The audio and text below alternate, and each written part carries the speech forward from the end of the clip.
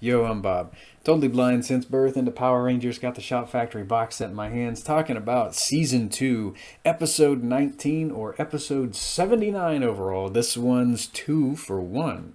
And it premiered on October the 24th, if you want to know.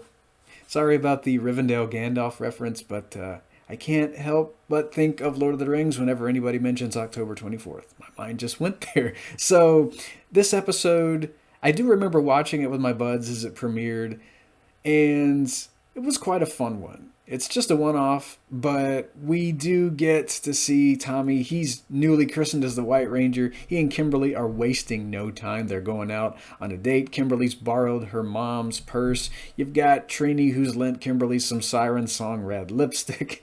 Richie, he shows up. He asks Trini out on a little study date. Bulk and Skull, their scheme involving finding out who the Power Rangers really are. This episode, it involves a Power Ranger detector that's invented by Bulk's cousin Waldo. And where is Waldo, you ask? Why, he is at Angel Grove Tech. So Tommy, well, he shows up, and I remember when I watched this for the first time, my friends and I cracked up because he forgot to wind his watch back, so he had to go home and get changed real fast, and we all thought of Mighty Morphin Mutants.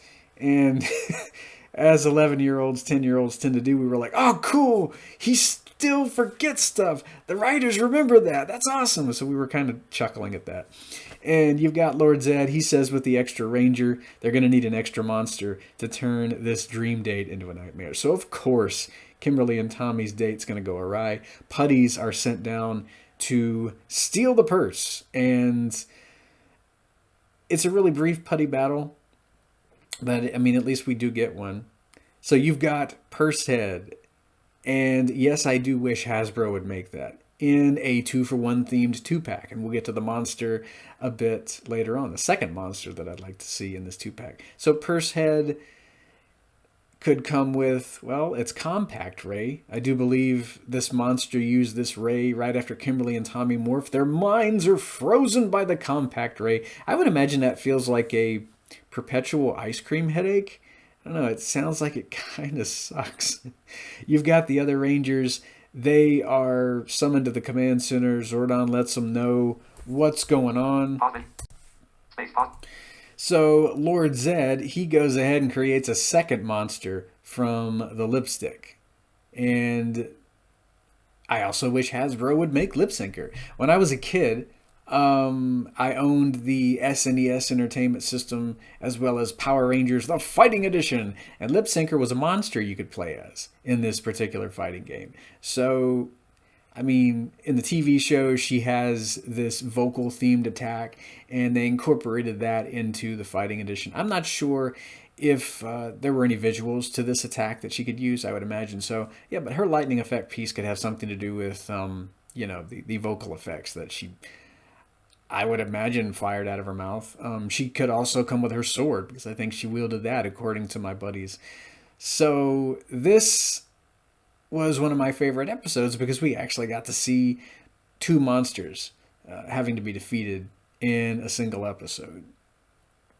So you've got Billy and Trini. They've got to stay behind and work on a device to counteract Pursehead's compact ray effects.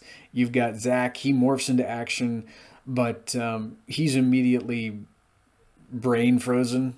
Another ice cream headache for this poor guy. And you've got Jason. He has to fight Lip Syncer all by himself.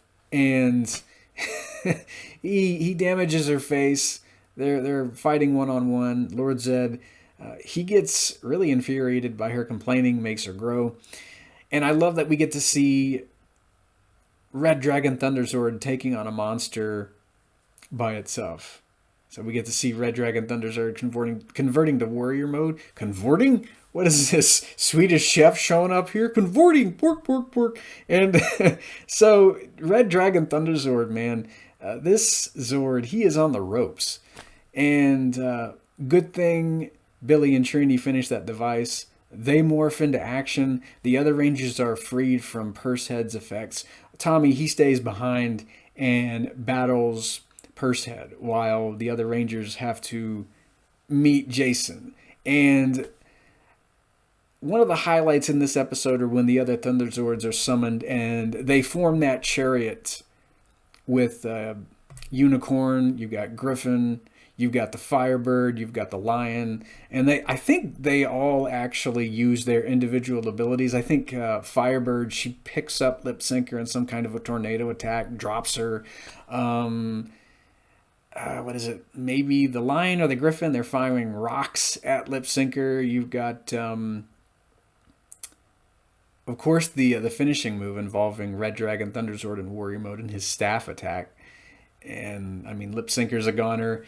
You've got Saba, who really gives Pursehead a run for his money. I think they call Pursehead a he in this episode. And meanwhile, Bulk and Skull, they're led into the lake by the Power Ranger detector. It doesn't even work for him at the beginning of the episode. Doesn't make any kind of fuss about the Rangers there in the youth center. So just another day in the life for poor Bulk and Skull. And one of my favorite bits was when Squat and Babu, they were sitting alongside Zed and everybody else watching the fight, and Babu's like, I want to ride that thing, and Squat's like, well, yeah, where do you get a ticket? And we all kind of had a chuckle over that. Just a really fun one-off episode. Of course, the two monsters were defeated, and Zed, narcissist that he is, of course, he blames his minions. I think Finster was even there in this episode.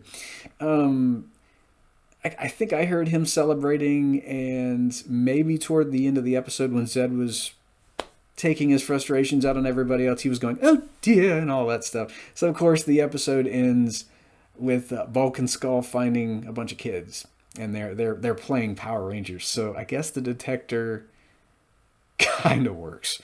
It was one of my favorites. I think it was actually part of... what was this little series called? The Girl series. Saban released a couple of episodes. I rented this one from Blockbuster before I got a VCR with a timer, and I taped it on audio cassette.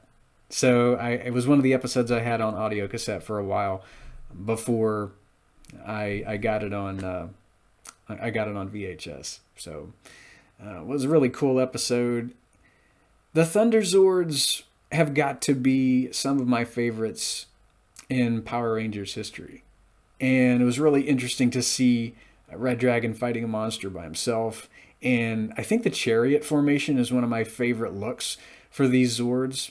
I was kind of glad that, Thunder Megazord didn't show up and do his usual Thunder Saber slash. We got to see a bit of pizzazz in this episode with the Zords. Always cool to see. Anywho, next time we're going to be talking about Opposites Attract. No, it's not the song by Paula Abdul. So be here for another kind of romantic themed episode. And I'll hear you guys next time. May the power protect you.